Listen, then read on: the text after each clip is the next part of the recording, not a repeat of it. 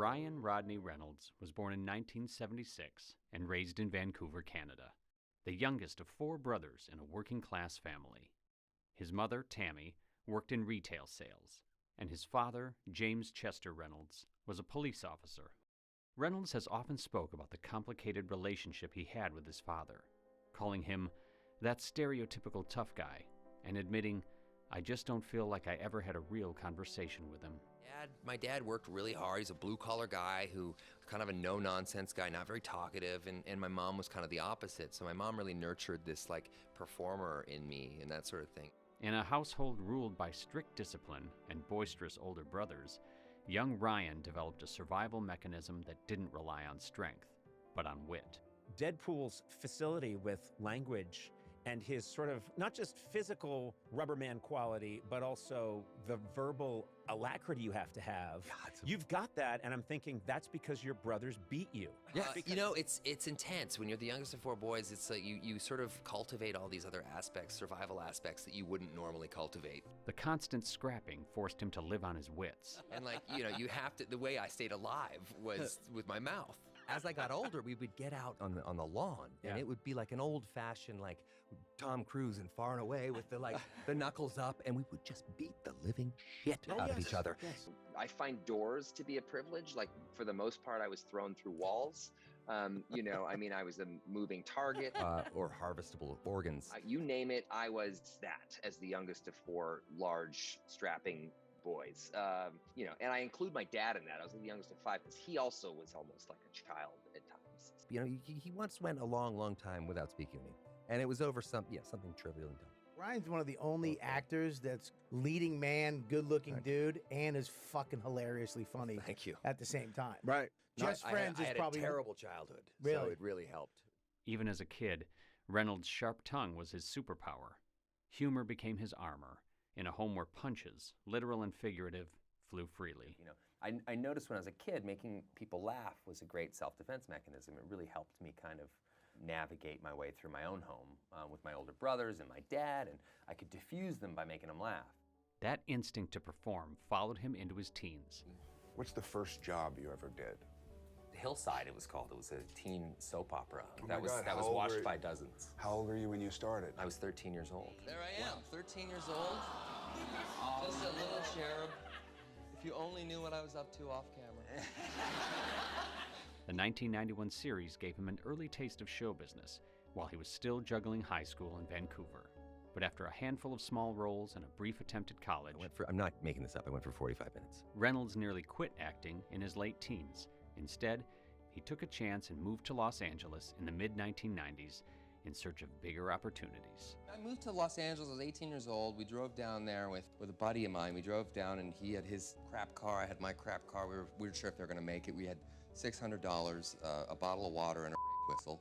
But I was a Canadian, I didn't have any money, so I had to get a job. And the only way I could get a job as a non-resident was a lead role in something. That's the only way they'll give you a visa. So I got an agent. Told an agent, send me out on 5 auditions, all for sitcoms. I'll get one of them. And I got one. It was about 6 weeks into my trip in Los Angeles, and I called them and said, hey, I'm in Los Angeles. And then my father hung up on me. And then my mom called me back.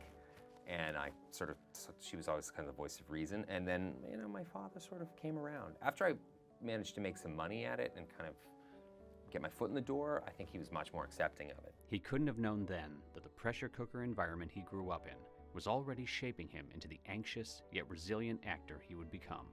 And I'm inherently self-loathing, so, I can't stand it. I can't stand that guy up there. Years later, Reynolds would candidly admit, I have anxiety. I've always had anxiety. I've been to the depths of the darker end of the spectrum, which is not fun. It was a lifelong struggle rooted in those early years, and one he would spend the next 2 decades learning to channel, sharpen, and eventually weaponize on screen.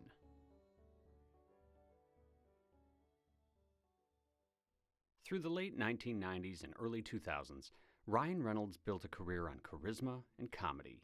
He gained recognition on the sitcom Two Guys and a Girl, honing his gift for deadpan humor and what he called imbecilic bumbling characters. I don't remember what I mean. I did a sitcom for 4 years, which was probably still the best job I've ever had because it was a live audience. It was like kind of what I wanted to be doing anyway, which was improv comedy and that kind of stuff. This comedic timing translated into film stardom with National Lampoon's Van Wilder. What are you doing here? A college comedy that became a cult hit.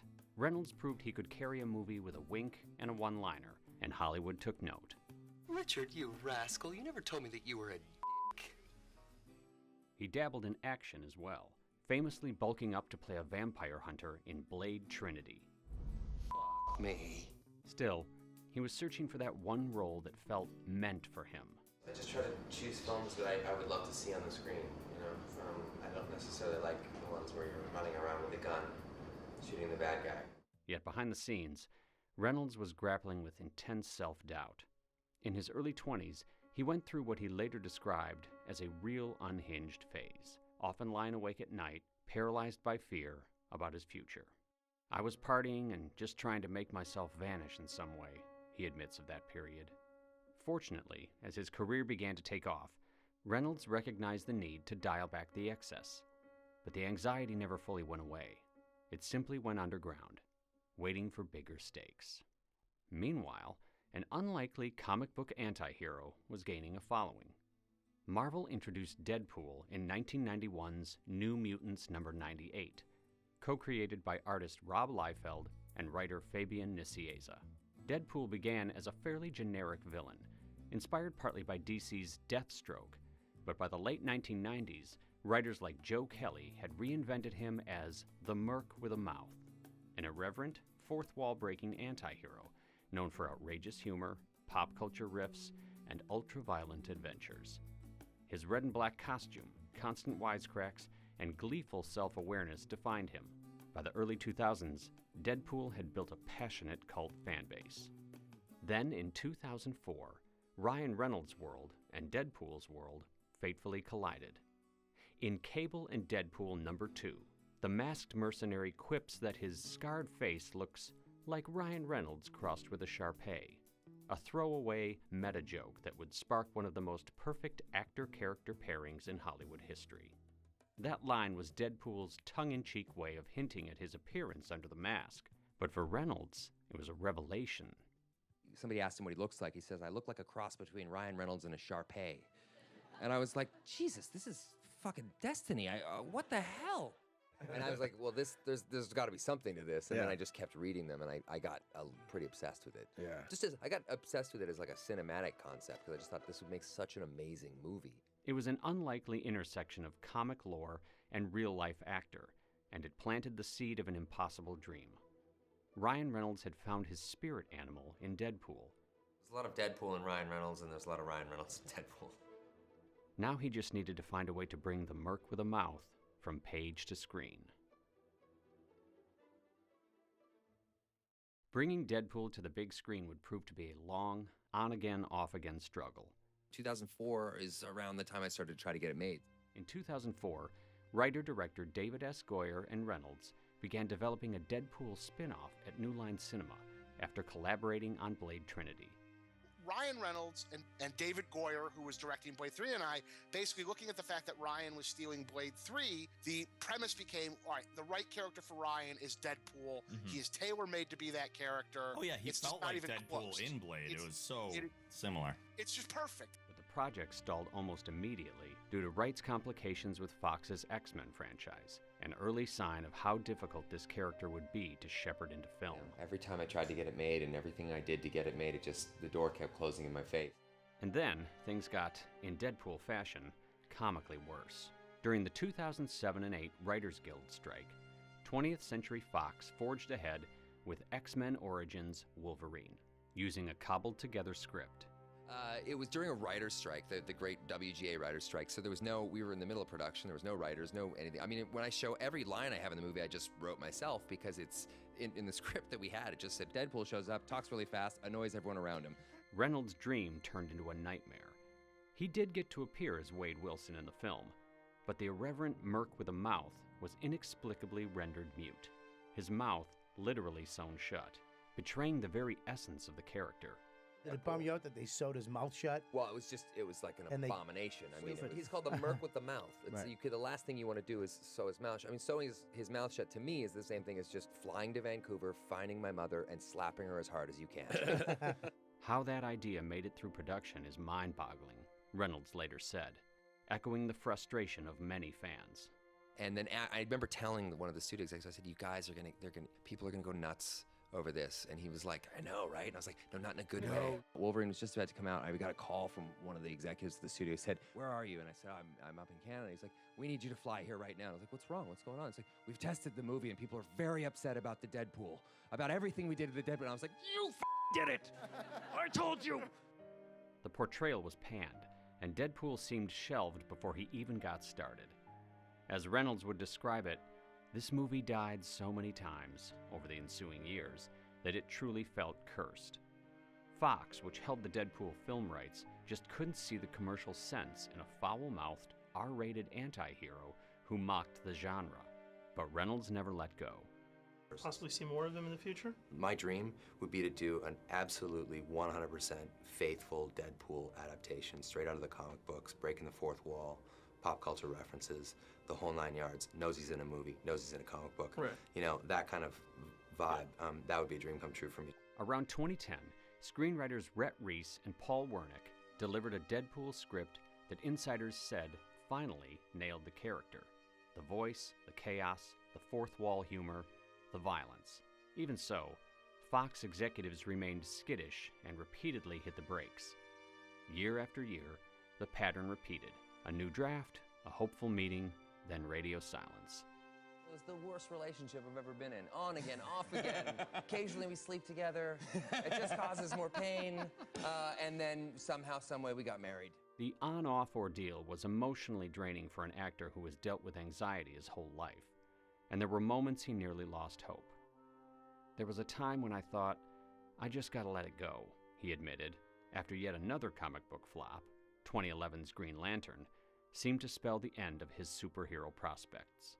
I represented the death of the superhero for a while, so, you know, after Green Lantern, I was in that category, I was pretty much unhireable, but, Still, Reynolds couldn't give up on Deadpool. Behind the scenes, he teamed with director Tim Miller, a visual effects specialist, to shoot a short, proof-of-concept action scene in 2012, demonstrating how a Deadpool movie could work. In this test footage, a fully suited, CGI-enhanced Deadpool, voiced by Reynolds, drops into a car full of thugs and unleashes a whirlwind of wisecracks and ultraviolence, very much the Deadpool fans knew from the comics. Fox executives saw the clip and left it to gather dust for 2 more years.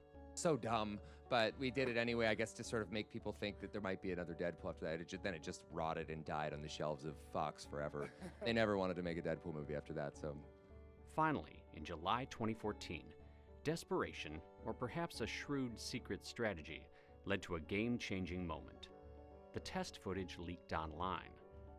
The footage burned through the internet like wildfire, with fans ecstatic to see Deadpool done right. Oh, this is completely different. This is a different vibe entirely. This is completely Deadpool. The overwhelming enthusiasm was a loud wake-up call to the studio. And, well, here's the thing.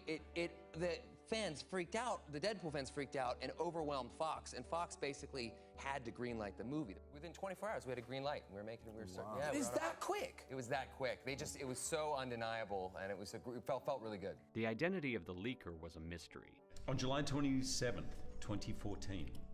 Oh, okay. Yep. The test footage for the original Deadpool leaked onto the internet. Were you behind the leak? I just want to remind you that you are hooked up to a polygraph machine. I just want to remind you that this does not follow the letter of the fucking law. One of us did it. Okay, good. Yeah, all right, good. Yeah, I don't know who did it. Yeah. We all sort of said at the beginning, someone should leak it. Someone should leak it. So the idea was planned, but I'm 70% sure it wasn't me. Whoever hit upload performed the ultimate act of fan service. Within weeks of the leak, bolstered by the surprise success of Marvel's cheeky Guardians of the Galaxy that summer, Reynolds' impossible dream was irreversibly set in motion.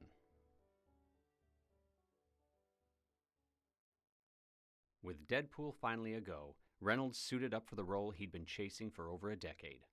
Production began in early 2015, with first-time featured director Tim Miller at the helm.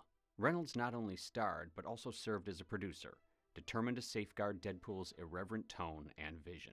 The project, however, was anything but a lavish superhero spectacle. It was an underdog operation from the start. It's a $56 million budget for a movie that should have been budgeted 150 or something. For these kinds of movies, they're just huge budgets. For comparison, most X-Men films at the time cost $150 to $200 million. And even that modest budget kept shrinking. The budget isn't what we hoped it would be. This flannel shirt is actually the suit, Reynolds quipped early on, only half joking. According to the team, the studio abruptly demanded a last-minute cut of around $7 million just before filming, forcing creative concessions. Reynolds and the writers found themselves trimming or reinventing scenes on the fly to save money. We went through such hell developing the script, which X-Men we could keep, which we couldn't. We had the catalog at our disposal, but so many we would say, oh, can we have Storm? And they'd be like, no, you can't have Storm. Storm's a franchise player. So we really had to be very kind of creative with who we got. In the end, they even picked one obscurely named mutant, who we just literally picked because her name was Negasonic Teenage Warhead. Fox executives had never heard of her and thus raised no objections. Negasonic Teenage Warhead. She appeared in one comic book. Correct. We found her and we just loved her. I mean, she's just sort of like right up there in the sort of Deadpool zeitgeist, which is like you don't pick Wolverine or any of those other guys that would be the natural choice to be in your movie if you could get them. No, we picked like sort of slightly more obscure characters.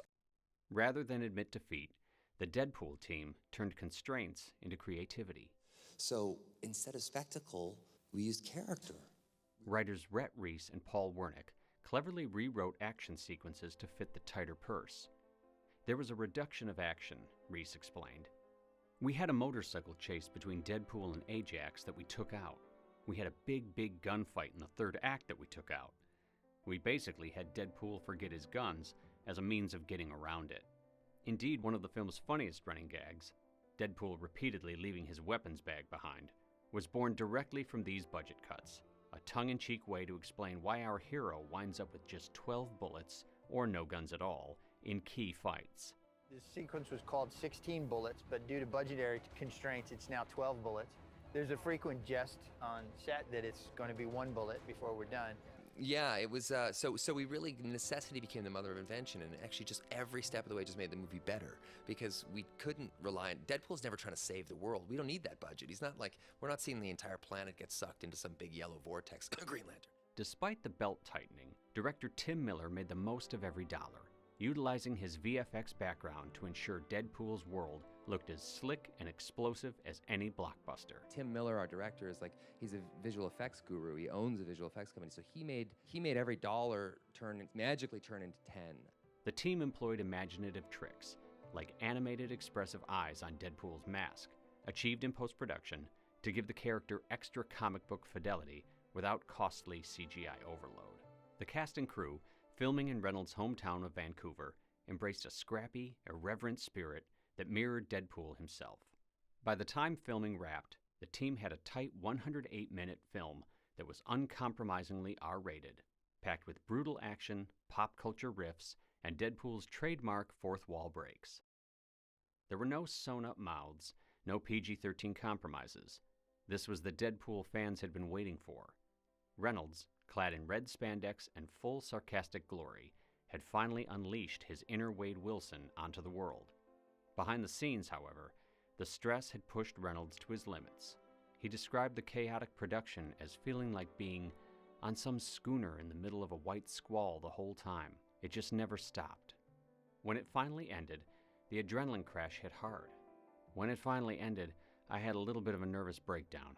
I literally had the shakes, Reynolds revealed. Nobody knows they're having a nervous breakdown until they're through it. Yeah. You're like, yeah. Oh my God. It happens so. He even went to a doctor, fearing he might have a neurological problem. But every doctor I saw said, you have anxiety. Yeah, I've had anxiety my whole life, really. After years of fighting for Deadpool and an intense shoot, Reynolds' lifelong anxiety caught up with him in a very real way. This movie swallowed my life. So I for one entire year, I was just held hostage by it. But the battle was over. He had won. In February 2016, Deadpool was released, and it blew past all expectations. On that shoestring $58 million budget, the film opened to a record-breaking $132 million domestic weekend, the highest ever for an R-rated movie at the time. It grossed over $780 million worldwide, out-earning every previous X-Men film and rewriting Hollywood's rules about what an R-rated superhero flick could do at the box office. The rise of Deadpool stands as one of Hollywood's unlikeliest success stories. For Ryan Reynolds, it began with a single joke in a comic book, a throwaway line that felt like destiny, and grew into a personal crusade. Just as in his childhood, when charm and quick wit were the only ways to navigate a house full of tougher voices, Reynolds fought for this character with the tools he knew best: humor, persistence, and a refusal to shut up. He pushed through studio skepticism, shrinking budgets, a failed early attempt, and a development process so stop and go, it nearly broke him. What looked like chaos from the outside was, for Reynolds, familiar territory. The same anxious, high-pressure energy that had shaped him as a kid now fueled the most determined role of his life. Even after Deadpool became a phenomenon, Reynolds' anxiety did not magically disappear. As he geared up to promote the 2018 sequel, he admitted the high expectations still made him uneasy. You know, you're carrying a lot on your shoulders when people have expectations about something, and that's always a bit of a tightrope walk. When there's built-in expectation, Reynolds noted, your brain always processes that as danger. Knowing a million eyes are on him doesn't calm his nerves. If anything, it amps them. He even joked that he might do some press in character as Deadpool as a way to cope. A great self-defense mechanism, he told one reporter. And yet, when the curtain goes up or the cameras roll, Reynolds has a way of channeling that anxiety into performance. But as soon as that curtain opens, and this happens in my work a lot too, it's like this little guy takes over, and he's like, I got this. You're cool. If you're going to jump off a cliff, you might as well fly, he added, winking at the idea of embracing fear with humor. When Deadpool finally hit screens in 2016, the impact was seismic and cemented one of the most natural actor-character pairings modern cinema has seen. Stan Lee said, and this must be a huge compliment, you were born to play this role the same way Robert Downey Jr. was born to play Iron Man. For Reynolds, it was the first time he'd been allowed to fully unleash the version of himself he'd been rehearsing since childhood, the quick-witted mischief maker who could take a punch or bullet and spit back a punchline. A few years later, Reynolds used his platform to openly discuss the anxiety that had been riding shotgun with him all along. In May 2021, as Mental Health Awareness Month was ending, he penned a candid Instagram post, admitting that he often copes by keeping insanely busy. One of the reasons I overschedule myself is my lifelong pal, anxiety, he wrote. He reassured others who struggle that, I know I'm not alone.